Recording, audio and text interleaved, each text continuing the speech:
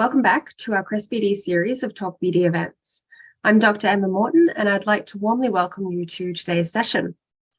I'm speaking to you from Vancouver, British Columbia, the traditional, ancestral and unceded territory of the Musqueam, Squamish and Tsleil-Waututh peoples. And wherever you are joining us from today, thank you for being with us. The start of a new year is an ideal time for us to discuss today's topic, which is self-compassion.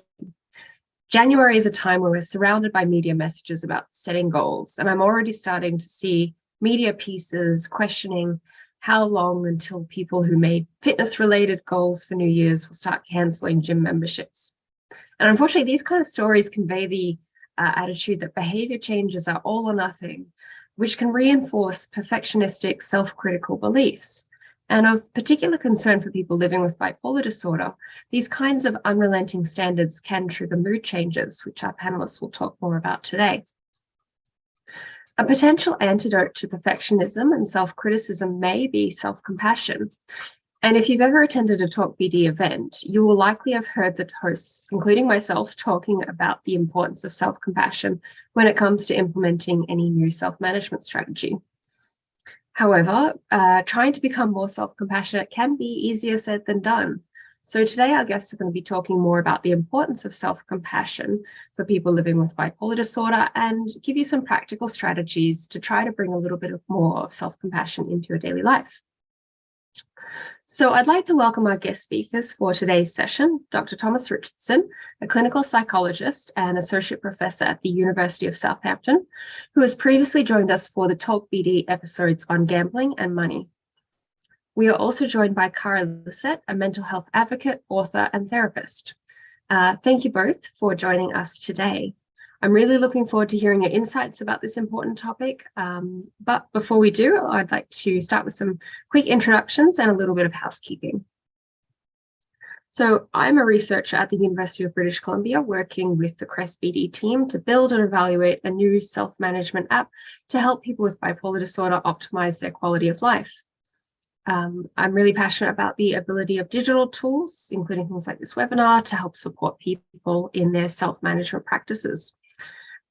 Here at TalkBD, we like to practice what we preach about the importance of work-life balance. So I'll also be sharing and asking our guests to share one non-work related thing that they do with their time. So given that this is our first episode of the new year, one particular hobby that I'd like to try out in 2023 is cross-stitch. I find that crafty activities and doing things with my hands helps calm my busy brain. But I am running out of wardrobe space for crocheted jumpers, so it is the time to try something new. I'll now pass the mic to Dr. Richardson to introduce himself. We'd love to hear more about where you work and one non-work thing that you do in your downtime. Hello, yeah, Thomas Richardson. So I live in Southampton in UK, South Coast. And I train therapists to do therapy for bipolar disorder, and I have various research projects, some of which are related to this topic here. I have lived experience of bipolar disorder myself as well. What I do with my spare time, well, let me unblur myself quickly. There are some drums. I do play the drums. I've been playing the drums since I was growing up, but I took the plunge this year trying to be kinder to myself and give myself more me time, and I actually reached out and asked for a drum lesson, and I've started playing with people for the first time in a long time as well. So there you go. Yeah, music, love music. That's very exciting. I think I've mentioned this before, but we will very soon have a full TalkBD band. Yourself and Greg Murray can have a drum off. Excellent. Is he into heavy music or? Jazz, I think, but jazz, all right, jazz. I could do jazz, yeah. Cara, as a first-time TalkBD guest, I'm very keen to know more about you. So same question, what do you do for work and what do you do for yourself in your downtime? So yeah, I'm Cara. I am a children's therapist specialising in working with people under 18 experiencing low mood and anxiety disorders. I'm also a mental health nurse by background before I went and trained as a therapist. And I've always worked with children through sort of my whole mental health career. I'm also an author and I've written a couple of self-help books for people with eating disorders and one for bipolar disorder, and I've got a couple more coming out for OCD and anxiety over the next couple of years. And I just do a lot of like advocacy work around mental health, so specifically focusing on eating disorders and bipolar disorder, which are the two things that I've got lived experience with. And in my spare time, I do a lot of horse riding, and I also do quite a lot of cross-stitch. Oh, very cool. I'd love to see some of your projects. And of course, network lead Erin Mahalik would be very excited to hear about the horse riding. So thank you both for sharing a little bit more about yourselves. We also have our behind the scenes helpers, Caden and Bryn, who will be managing the chat and our Facebook page. So today we do have people joining us via the Zoom meeting, but also streaming live over YouTube. So if you do have questions, please pop them into the Zoom Q&A box or YouTube comment or anonymously via the TalkBD page, and we'll get to them after the main presentation. But for now, I'll hand it over to Tom and Cara to tell us more about why self-compassion is so important and what we can do about it. Okay, thank you very much. Thank you for having me, everyone. So I think the main sort of 3 points we're going to get across is, I guess, showing about high standards and perfectionism in bipolar disorder. And then I just want to say a little bit about where self-compassion fits in and how that might kind of try and be a counteract to some of the mood changes that Emma said can come with those kind of high standards, and a little bit more about what you can do about that. So there's quite clear research that people with bipolar tend to have quite high levels of what's called dysfunctional assumptions. So these are kind of quite deep beliefs that you've probably had for a while about kind of achievement and about goal attainment. Like, I need to do really well and I need to achieve in order to sort of, you know, do something meaningful. So in depression as well, people who have depression but not the mania, they tend to be the same, the kind of the same level of these dysfunctional assumptions. Now, there's a bit of a sort of chicken and egg thing that comes with a lot of these discussions about which comes first. Does it actually lead to mood changes? It potentially does, but what we do know is that these beliefs are kind of especially strong. They kind of really come out of the woodwork. If you're feeling depressed, you might really kind of, these beliefs really kind of ramp up. So I'll just read a couple of questions from some of the measures we've used in research. Just think if what you'd answer this. So like, if I fail partly, it's as bad as being a complete failure. My life is wasted unless I'm a success. And yeah, when I read those questions, there's part of me where it kind of pulls a little bit on somewhere deep inside me where I'm like, I know that's not true, but there's part of me that wants to go, yes, that's true. Cara, I don't know if there's anything you want to just add. No, I definitely relate to that. And something that I think I've really struggled with is almost feeling like I have to overachieve to make up for the fact that I've got a mental health problem. So thinking that, you know, if people might think badly of it, or I might, you know, if I'm like depressed, might not be doing things as well as I would like to be doing them. Feeling like I've almost got to overcompensate for having, you know, something quote unquote wrong with me. So needing to overcompensate by being really, really good at lots of other stuff to kind of make up for the fact that I feel like there's things that I'm not so good at, even though I know that they're not my fault. It's because that I've got an illness and there's nothing I can do about that.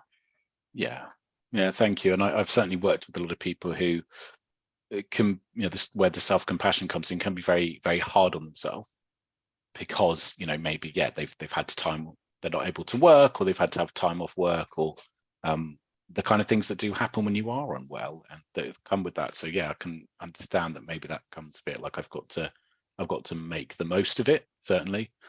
So yeah, these kind of dysfunctional assumptions, and also perfectionism, which is overlapping. So there's these high standards, like I really need to achieve.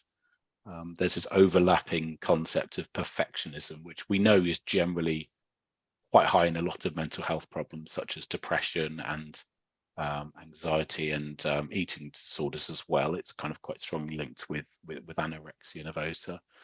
But it also tends to be quite high in bipolar disorder, and it tends to be linked to kind of high levels of anxiety. So again, I'll just read out a couple of questions. I rarely live up to my high standards. I expect the best from myself. So it's more kind of like I have to really achieve and do the best. So I think research shows people with bipolar tend to have these high standards and have quite sort of catastrophic thoughts about failure, like very, very hard on themselves when things go wrong. I'm not sure if, Cara, that's your kind of experience. Yeah, absolutely. Even if anything goes wrong, even if it's smaller, I could get like, I don't know, 98% on a test, but if I haven't got 100%, then I feel like I might as well have just failed it. It does feel really, really catastrophic. And I have got better over the years of trying to rationalize that with a lot of therapy has kind of got me to that point. But I think it's a really, really difficult mindset to get out of if it's something that you're really kind of set in or have been doing for a really long time. Yeah, I think it's there for a while. It's there from when you're quite young. And I as a psychologist, I'd kind of view, being quite hard on yourself, these high standards, as kind of a bit of a risk factor, really, and certainly, yeah, absolutely a target for therapy, something that you want to try and work on. There's an overlap as well with self-esteem, which tends to be, as you probably know, a bit up and down in bipolar disorder. So this is self-esteem is how confident you feel in terms of that you can, get things done and do things well. And as you probably know, when you're depressed, that tends to be quite low. You feel like you can't really get much done. And then if you're kind of manic, it can go to the extreme end where you feel very overly confident and overly optimistic. So it can go up and down. So there is research that people with bipolar, if you compare to people who don't have it, tend to have these kind of they can be quite hard on themselves. So quite low levels of self-compassion. And, certainly this has increased in the last few years. There's quite a lot of research about how this low self-compassion can be a problem in a lot of mental health problems. But we know it's there for bipolar disorder. And I think, as Cara was saying a little bit there, it can work both ways, I think, in terms of how it relates to your mood, these high standards and the self-compassion. So, as you all know and would have experienced, when you're kind of manic, you tend to have lots of drive and lots of, goal-focused activity, doing more, taking on more, spending more. And, the high standards can be part of that. The high standards can be part of that because it's like, kind of like Cara was saying, I've got to make the most of it. I've got to make up for lost time. If you're depressed and you haven't been maybe as productive, and then you maybe going manic, it's kind of quite easy to go, well, I can kind of use this, I can achieve, I can be really productive. So it can drive that mania, and I think a lot of people do experience the mania can be around achievement. It might be around something creative, it might be around excessively working really long hours, or it might be about setting up a new sort of a grand business scheme. So those kind of high standards can definitely fuel the mania, I think. Cara, over to you for any thoughts there. Yeah, I think that's one thing that's really difficult about it, because there's a sort of level of mania before it gets really destructive, in which a lot of people are actually just really productive and creative and all those sort of things. And like, I personally have done some things that have been really successful when I've been manic, and actually it's really difficult to then think, oh, I want to stop myself from being in that position again, when you've achieved some really good things when you've been in that kind of state previously. But obviously you can't control where that stops when it happens, which is sort of the difficult thing about it. But I think it's really difficult when you are someone who's quite achievement driven to stop yourself from doing something that can sometimes give you really positive achievements, and you could get really good feedback from the things that you're doing from the people around you. Yeah, absolutely. That's a really important point. I think that's part of why the mania can be, I'll use the term sort of tempting, to go with it. And I get that, because I there's part of me that feels like I can be, really productive if I'm just a little bit manic. But it's a risky game, like you say, Cara, isn't it? Because you can go too far. It's very hard to kind of yeah, you can't stop it. You know, I've used the metaphor before of being on a skateboard going on a steep hill. Like if you don't get off soon, it's going to go fast and out of control. So I think that is where self-compassion and being kind to yourself does come in. Giving yourself permission to put the brakes on a bit. I think we all need that with bipolar, because, you know, if, you know, I've certainly experienced it where maybe I'm noticing some early warning signs, and I really need to, you know, a really important part for me of staying well is just doing less, you know, like, right, I've got to prioritize. I don't, you know, what work can I leave and that kind of thing. But that the high standards in me is like, no, you can't stop now. And so actually just giving yourself permission to just put the brake on, you know, maybe you need to take some time off sick if you're working. Maybe you can shut the computer, turn off the phone, is actually really important, because, yeah, you know, there's truth that maybe when you're a bit manic, you might get a lot done, but it's a risky game, isn't it?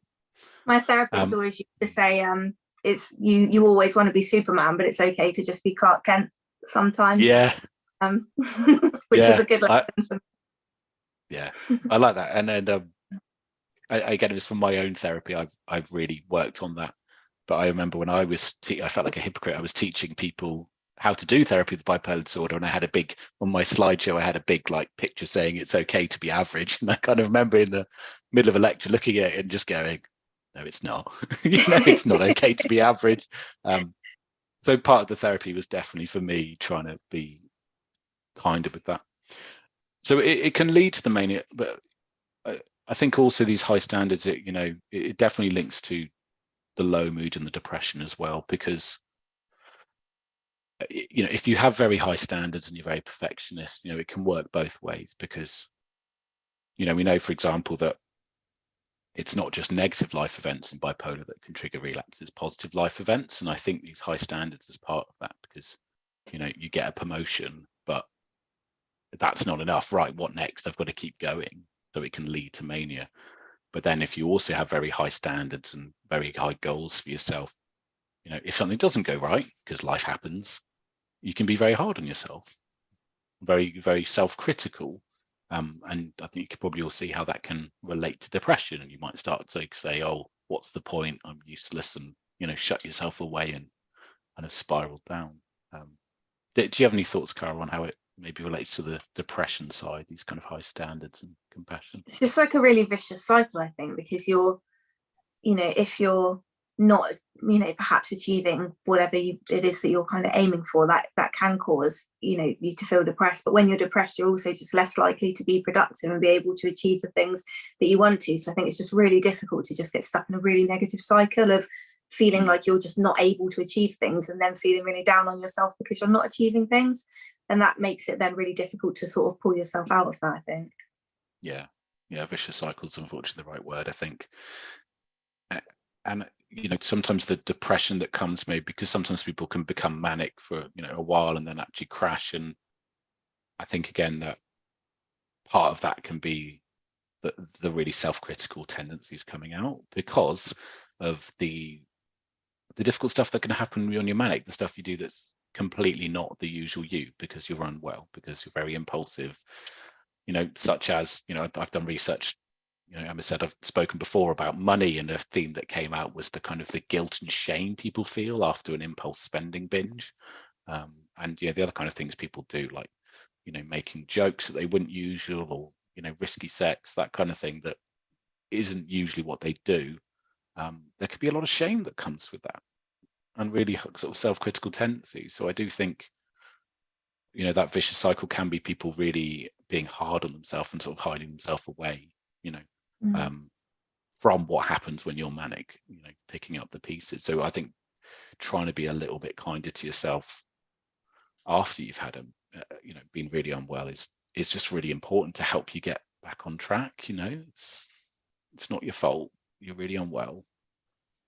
I think anyone like this community here who has bipolar disorder, if they'd known what you did when you were manic, they don't, you know, they'd understand, right? Yeah. I don't know if you've got any thoughts on them. Yeah, no, I would agree. I think almost worse for me then the things that happen when I have a manic episode is like the depression that comes afterwards, and that I don't think that's just chemical. I think some of it is just like the feelings of like the shame and the guilt that come after something like that, and like the disappointment, like feeling really disappointed in myself. And that's something that I've really struggled with, is thinking, you know, I do everything right in terms of what I need to do to look after my mental health, and yet things like that still happen, because that's just the nature of the illness. And I think that's something that I really struggle with, is just that no matter how much I try to control what's going on in my life, that I can't always, and that is a sort of big indicator for a big crash for me afterwards. Is the feelings that come afterwards. Absolutely. Yeah, so it's very important for us, you know, to be kind to yourself, about all of us, about, you know, I'm doing everything I can, and you're right, you know, I'm gonna get unwell sometimes, and you know, we all make mistakes. That's okay. I think that's really important to bear in mind, and just give yourself permission to kind of move forward and pick up the pieces and take time off work. You know, it does take time to kind of recover. But I think it's really important. Something I always say to my, you know, my patients is just like, what would you say to someone else? Because I think we're all very good at, you know, giving advice to others, you know, being kind to others, and maybe not quite so good at taking that advice on board ourselves. So I think that's quite a powerful thing potentially, if you're like, well, you know, if I had a friend who had bipolar disorder, what would I say? You know, if they told me that, you know, they spent all the rent money, or they'd had an affair, or, you know, something like that, what would you say to them? So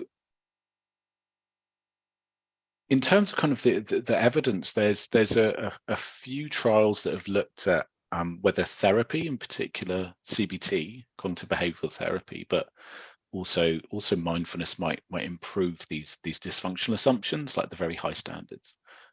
So it's kind of, I always think that, like, when I'm doing therapy, you know, when you're working at that, there's something about going deeper, like at the kind of a surface level relapse prevention work, you're thinking about, you know, triggers and early warning signs and coping strategies, and that's really, really important. And I think there's something about digging a little bit deeper to those kind of beliefs and those perfectionist and those self-critical tendencies, you know, because often actually, if you dig deep, sometimes people have a bit of a belief that, you know, I need to be hard on myself to get the best out of myself. Like, I need, you know, if I'm hard on myself, other people won't be hard on me, or if I criticize myself, I won't make mistakes. You know, I'm not sure if that chimes with your experiences, Cara, or people you've worked with. Yeah, definitely. And like I am a CBT therapist, like, by background, so I'm a massive advocate for CBT. I think it's brilliant, and I think we don't use it enough with people with bipolar disorder at all. I think therapy is really underutilized, and that actually, you know, the default is medication, and then people just kind of get left to it, when actually we know that the combination of both those things is much more effective than one or the other on their own.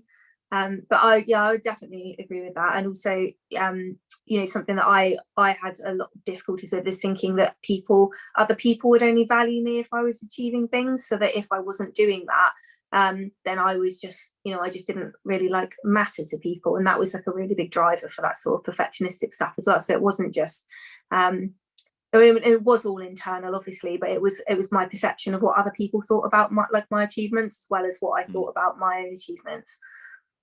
Yeah, thank you. And there's you know, our own standards for ourselves, and then a lot of it is how we worry about how other people see us. And I think that might be a good thing to ask someone to test that. You know, do you care as much as I think you do? Because often we really worry about what people will think of us, but maybe we needn't worry. You know, I've got to be really aware of this, to be honest.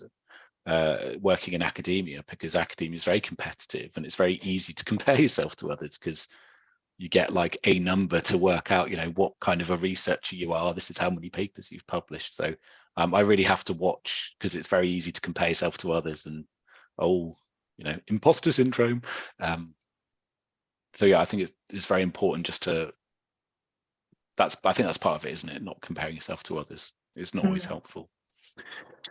So yeah, there's a type of therapy called compassion focused therapy, which was kind of pioneered here in the UK, actually, by a psychologist called Paul Gilbert, and he was working with people with very kind of quite entrenched depression, and he was using CBT, and CBT really works for depression, but he found that for some people, you can't kind of do this like challenge a thought as right or wrong that I'm not good enough, because people might know at an intellectual rational level that they're a good person, but there's just a very deep sense of shame. And we do know, unfortunately, that actually people with bipolar disorder are 4 times more likely to have experienced emotional abuse when they were growing up. So there's often a trauma element to it, where that comes from, bullying, for example. And so the compassion focused therapy is trying to get in touch with a more self-soothing. So it's at a more emotional kind of deeper level, trying to self-soothe and be a little bit kinder to yourself. And there aren't any trials for bipolar disorder published yet, but I think there is one ongoing in the UK. But we certainly know it can be helpful with depression, and we know that it can be helpful with other problems such as anxiety and such as psychosis as well. Actually, Cara, I'm not sure if you've got any experience of using sort of elements of compassion focused therapy. You know what, I haven't, but I think it sounds like it would be really effective for people who like you said, like CBT doesn't work for everybody, and you're right, there are people who intellectually can understand, where you're doing things like thought challenging continuums and things like that. People, they don't always work, because people are rationally able to say, even though I feel like a bad person, I know that I'm actually not a bad person. So sometimes it's not about targeting the cognition itself, is it, but more about targeting the feeling that kind of comes along with that. Yeah, and I think for me, there are times where even though I might know I'm doing okay, I can be quite hard on myself. And I think sometimes the more kind of quite deep and more kind of often meditation type exercises. We've put quite a few links in the resources of when I was working in a mental health team, a few recordings of some compassionate exercises. So there's one which is like imagining a really safe, calming place. For like a lot of people, it's on a beach or in a woods. Sometimes it can be helpful to think about like a memory of a time you felt really cared for. An exercise I sometimes use as patients is something called perfect nurturer, and this is actually trying to sort of close your eyes and visualize, what would someone who really understands you and cares about you and is completely non-judgmental, what would they say to you in this situation? If you didn't get that job, for example, what would somebody really cares? And really not just like set, but trying to actually close your eyes and really picture it. So yeah, there's a few exercises there, and there's also a workbook from an Australian group which has some kind of helpful exercises around self-compassion. Something I found really helpful in therapy was this idea, which comes from a slightly different therapy called acceptance and commitment, just about values, which is like thinking about what really matters to me and what's important to me, rather than goals. And it's a nice antidote to those kind of very high goal focused. So for me, kind of focusing on what matters to me and why I do my job, not the goals I need to reach, is quite a nice antidote to those relentlessly high standards and the kind of self-criticism that comes with it. Cara, I'm not sure if you've got any thoughts or tips. Yeah, so I a while back I did a course of integrative therapy, which is like a combination of like DBT, CBT, and ACT. And we did a lot of like values-based work there. And something that I found really helpful is not only just like kind of identifying what my values were, but kind of noticing like whether they're compatible with me being as like driven and perfectionistic as I tend to be. And actually, am I not kind of aligning with my values by living in that way? And that was really helpful for me to see that actually, even though sometimes it feels like being a sort of like high achieving and perfectionistic type of person is getting me to where I want to be, maybe it is actually blocking me kind of living alongside like some of the values that are important to me. I think it's about thinking about the pros and cons of it, certainly having these high standards. And I think there's certainly, for perfectionism, high standards, about thinking about the middle ground here and some kind of balance. You don't have to get things perfectly all the time. And we're not saying have no goals here. We're not saying have no ambition. It's just, being balanced, giving yourself permission to pause and rest. And I think the really key thing is, if you've got those high standards, just trying to be kind to yourself when things don't go right, because they won't, and not comparing yourself to the past. I think Cara spoke a bit about this before, but when you're picking up the pieces from relapse, it's not helpful to think about 10 years ago I was up here and now I'm functioning here, because that's just not fair on yourself, or comparing yourself to other people. That's not fair. People who aren't living with bipolar. So I think it's really interesting what you say there as well, about like, it's not about not setting yourself goals, because I think people are, who have this kind of personality are inherently like goal driven people, and you don't want to take that away from them, but it's about reframing what kind of goals you're setting yourself. So for me, I used to set myself a lot of goals around things like promotions and like certificates and qualifications and things like that, and I kind of reframed that into thinking, actually maybe my goals are more about like experiences and my relationships with people and things like that. So they're not necessarily things that I can attach something like a number to, but more things that are just about goals focused around like my well-being and my happiness, and that's relieved like a lot of pressure that I used to put on myself. Yeah, thank you. And I think why you're doing it as well, like, I'm doing this because it matters to me, not to please other people or to show I'm good enough. Or Emma, sorry. No, that's fine. It's a really rich discussion, and once again, I'm reminded of how difficult it is to fit all of these helpful and practical strategies into the hour that we have. I think Cara and Tom, you've done a fantastic job of talking about why people living with bipolar disorder might struggle with these kinds of beliefs, and just how important it is to be aware of that, to give yourself the breathing room to try out some of these new self-compassionate practices. And, I think that the point that you have both brought up at the end there is really important to emphasize, that being self-compassionate doesn't mean giving up your goals or giving up the things that you want to achieve. It just hopefully means that you go about doing those in a way that's a little bit more balanced and self-protective, and makes sure that also you're thinking more broadly those values and how achievement relates to that. I think that's a really important reminder. We have had so many questions come in, and we are going to try to do our best to get through a range of those, tapping into different common threads that people are bringing up. So given there are so many, we'll get started right away, but we will be self-compassionate with ourselves if we do not get through all of them, and find another way to hopefully deal with some of those unanswered questions. The first question that we have is, my perfectionism has gotten me a lot of things in my life. It has also led to me being overly hard on myself and self-deprecating. How can I achieve a healthy level of perfectionism so I can get things done but not put myself down in the process? Yeah, it's a good question. I think I'm striving for that right level of perfectionism where I can still have work-life balance.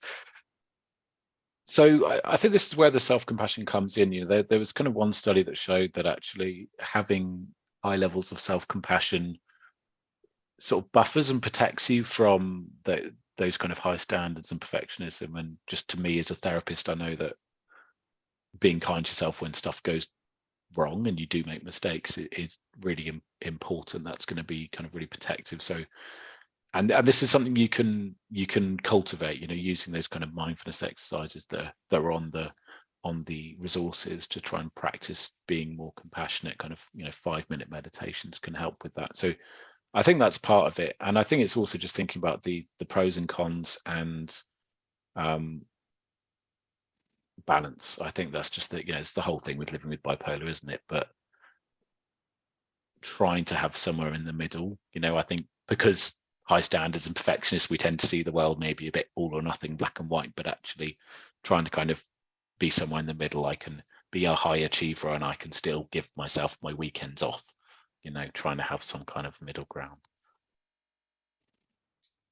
Yeah, I would agree with that. I think balance is just a really good way to describe it. I think something that has been really unhelpful for me in the past is kind of setting myself too many goals at once, and then feeling like I'm spreading myself too thinly. And then if things don't go well because I'm spreading myself so thinly, then it kind of feels like the world's ended. So something that has been really like beneficial for me is making sure that I'm not kind of focusing my attention on too many things at once, and that I feel like it's better to do one thing well than to kind of burn myself out trying to do lots and lots of different things. Like, it's taken me many years, but I am now quite good at saying no when things come up that people are asking of me. And that was really hard to do because I had this idea that there was really high expectations of me from other people as well as the ones that I had on myself, and I was really worried that I'll be letting people down, or they won't value me anymore, or they won't ask me again, and I'll have lost out on all these potential opportunities. And actually,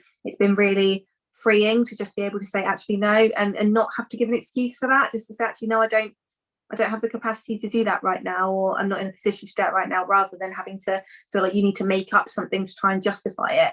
So saying no has been like a really big thing for me in terms of just being a bit kinder to myself. I've done exactly the same at work, and a bit of a purge of projects which I can't really commit to. So yeah, I think beware of that fear of missing out. Yeah, definitely. I think just one other thing I'd say about the kind of high standards and goal focused behavior, I think a really important rule of thumb is how impulsive it is, because it's fine to have really big ideas longer term, but if you're like, I need to do it now, I need to start writing that book now, that's what could escalate into mania. So again, have a list of ideas and put them on the back burner.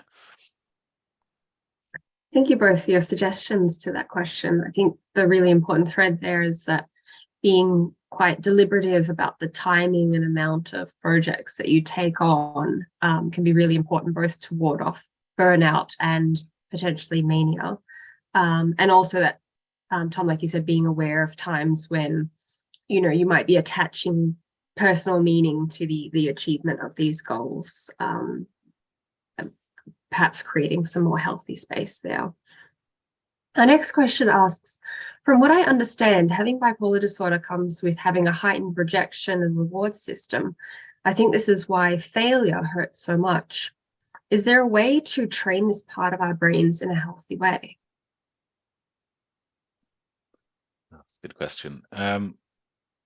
Yeah, I think that there is some evidence about that people with bipolar tend to be quite hypersensitive to reward, and quite hypersensitive to failure as well. So I think a lot of the stuff we've talked about that being a little bit kinder to yourself when things do happen can buffer against when bad things happen, being kind to yourself.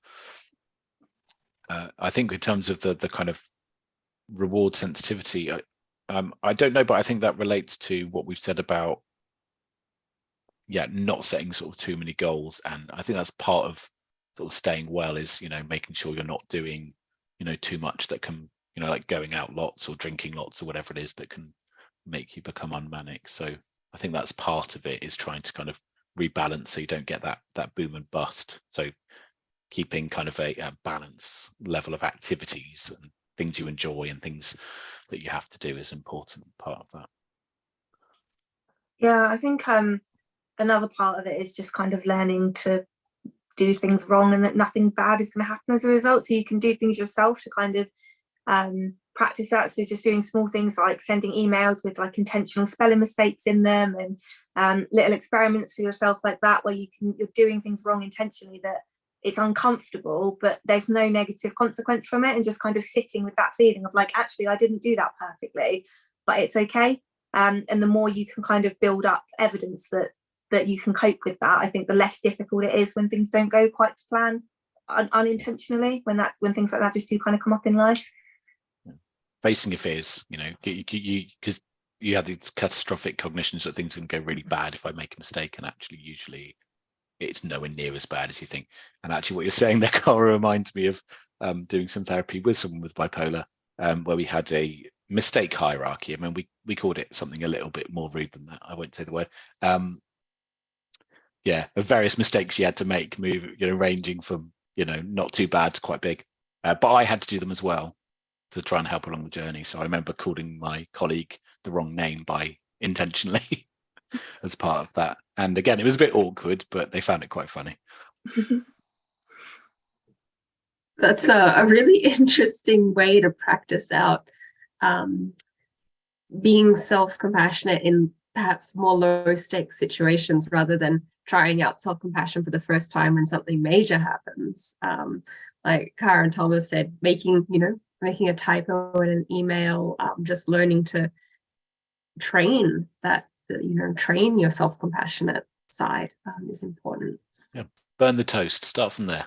Burn the toast and shrug it off. Start there. We have had a couple of questions come in, particularly around being self-compassionate to yourself in the aftermath of mania. Self-compassion is very hard to practice when in recovery from a manic episode where we've behaved very much outside of our values. Even though we know it's partially our illness, we still have to be responsible for managing the consequences. How do you manage to have self-compassion when you can't trust yourself? Yeah, it's that dilemma that sometimes when we need to be most kind to ourselves, it's when it's hardest to be. Both are true. When I need to be kind to myself, it's hardest to. Yeah, I think this isn't to say, being kind to yourself isn't saying, being compassionate to yourself isn't saying it, it's not saying I did nothing wrong. That's not what it's about. And it's not saying it actually, self-compassion is being used with, for example, people who are offenders, people who have actually committed crimes. And, you can, part of that learning from maybe mistakes and what I can do differently, what I can do to maybe stop this happening, is being kind to yourself. And that's going to help with that process, actually. And if there are amends that need to be made, apologies that need to be made, it's going to be a lot easier to do that if you actually need to be kind to yourself. Because if you're not gonna you're gonna be ashamed and hide away, right? If there are bridges you need to repair after a manic episode, it's okay to be kind to yourself. It doesn't mean you're saying everything was okay. It's saying, yeah, I was ill, I made some mistakes. You can still be kind to yourself. Just like the people who really understand. Sorry, the people who really understand you will hopefully see it that way as well. Cara, go on. Yeah, no, I was just saying that this is something that I find really difficult as well. I find it much harder to be nice to myself after a manic episode than after a depressive one, because I don't tend to do things that are massively out of character, other than sit around in bed all day and not really socialize and things like that. Whereas, when I'm manic, I do things that are more out of character and things that don't sit very comfortably with me sometimes.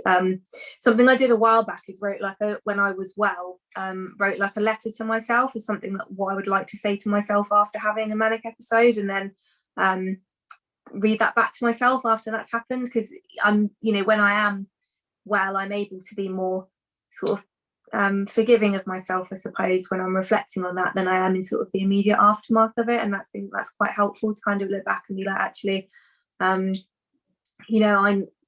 was a point in my life where I didn't think that this was my fault, even though I feel that way now. And because it's kind of written in like your own words and it's you that's saying it to yourself, it kind of makes it feel like a bit more real, I think, than maybe if other people are saying it to you.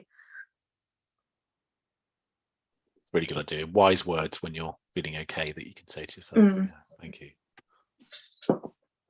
Yeah, that sounds like a really powerful exercise to try out, Cara. So thank you for that suggestion. We've had a couple of comments about how it can be difficult to be self-compassionate when we're in the middle of a society or a workplace that really encourages and pushes for overachievement. So has anyone found talking to their employers helpful around overworking? What has helped? Any practical tips? So, how can you advocate for that more self-compassionate practice when you're in the context which pushes the opposite? Yeah, no, it's a good question. Actually, one of the resources I put in there was a TEDx talk I did last year, which is specifically around achievement and bipolar disorder and the role that society and people can play in that.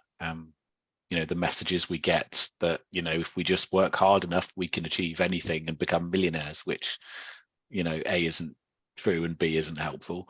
So, yeah, I think it's important to acknowledge that context it comes with.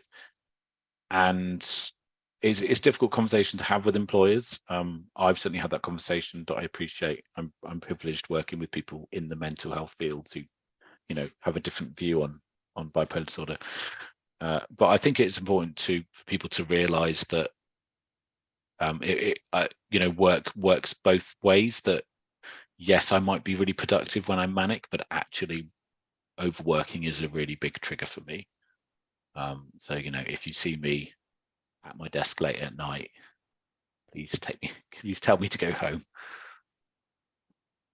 I guess I'm in a similar position to you, and I'm relatively privileged in the field that I work in being able to have those conversations with people. But I've always been really well supported by my managers when I've spoken about it with them. And I think because I am quite practiced at saying no to things now, sometimes, I don't know, in my most recent appraisal, there was the thing of sort of what are you going to do next year? And I'd only just finished uni last year, and I was just actually nothing. I just want to do my job for a little bit. I don't want to go back to uni yet. I don't want to go and get another qualification. I don't want to do any more assignments, and actually I just want to focus on myself right now. And you shouldn't have to be constantly being pushed to do whatever the next thing is. Actually, if you're settled in your job and that's what you want to be achieving, and there's more important things going on in your life than your job, for which there is for many people, I think it's actually okay to just say I'm perfectly happy as I am at the moment. And if you're kind of you're doing your job and there's no complaints, then I don't think you always need to be kind of pushing yourself to do whatever the next best thing is, or the next promotion, or whatever like that. Yeah, if you're happy where you are, that's a really good place to be for all of us, really, isn't it? Yeah. Stop and smell the roses, or whatever the expression is.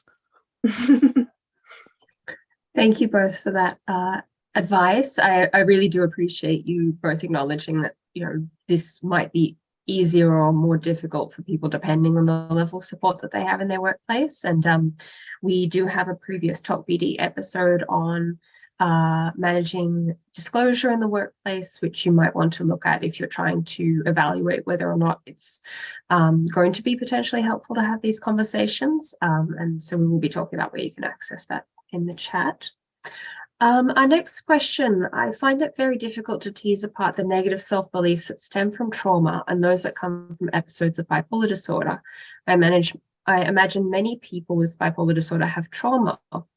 It's like a double load of twisted beliefs. Do you think that treating the trauma helps? And is it common in bipolar disorder therapy? I'm doing EMDR and it's been very helpful. That's really good to hear that EMDR is helpful. Yeah, I've had EMDR as a patient with bipolar disorder, and for me it was life-changing. It was really amazing, and it wasn't PTSD per se, but it was working on some difficult events when I was younger that very much fueled my high standards and my self-critical tendencies. So yeah, I think that's really important, and I'm sort of trying to write a book chapter and do a bit of research about that at the moment. So yeah, PTSD is common. I don't know if there's a TalkBD on that, but I think by some estimates maybe a quarter of people. But like I said, it's childhood abuse is much more common, unfortunately.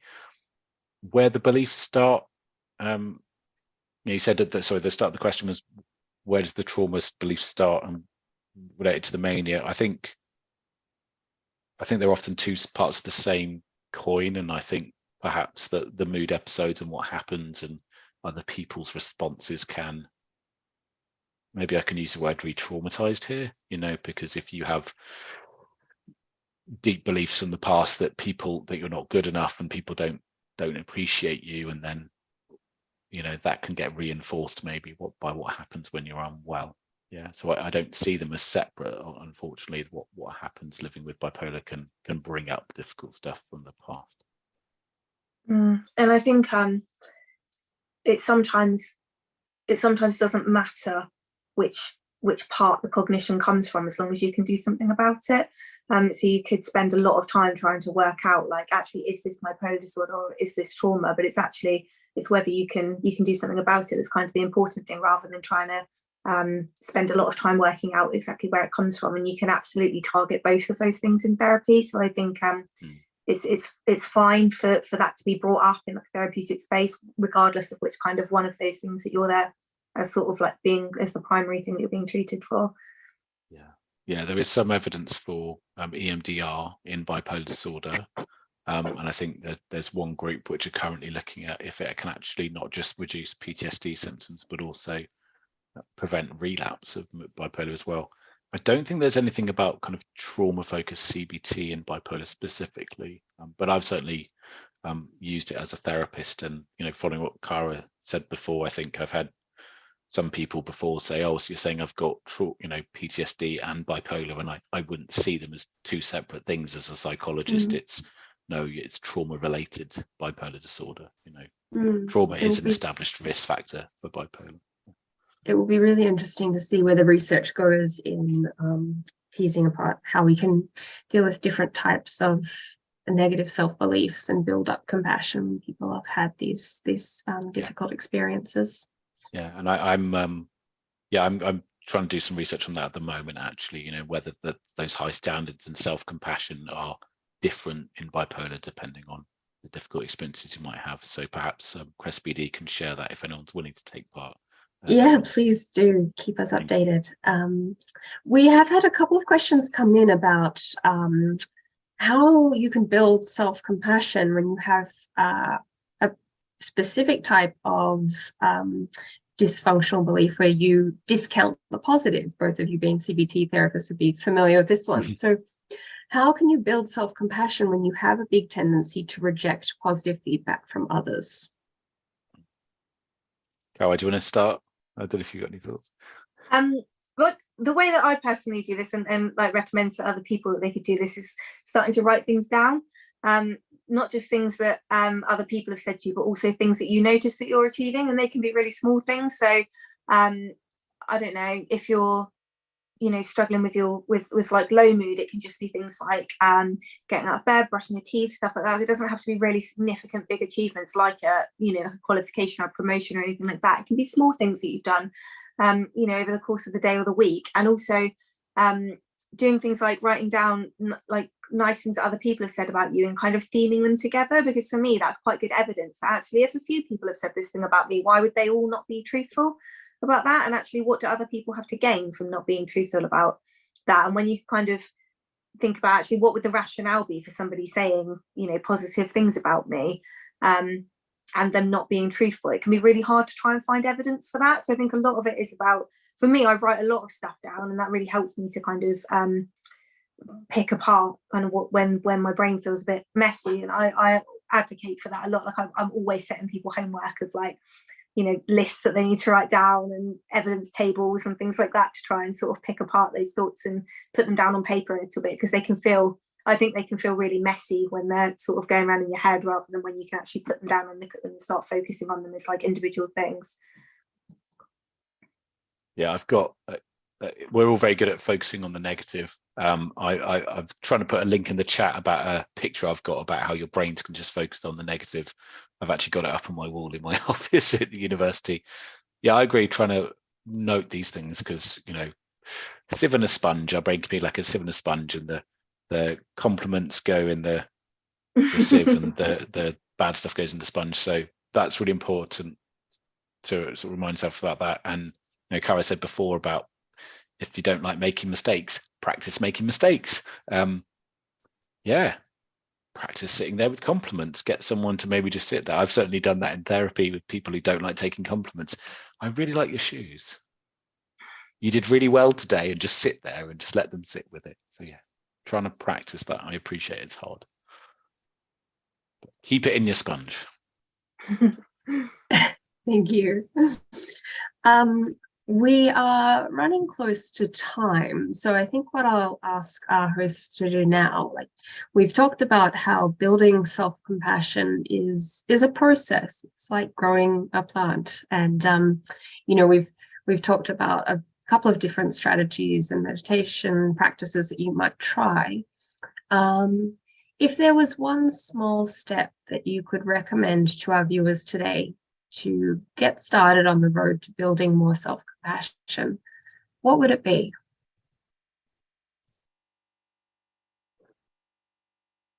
I think one question to ask yourself every day is, what would I say to someone else whenever you notice you're being hard on yourself?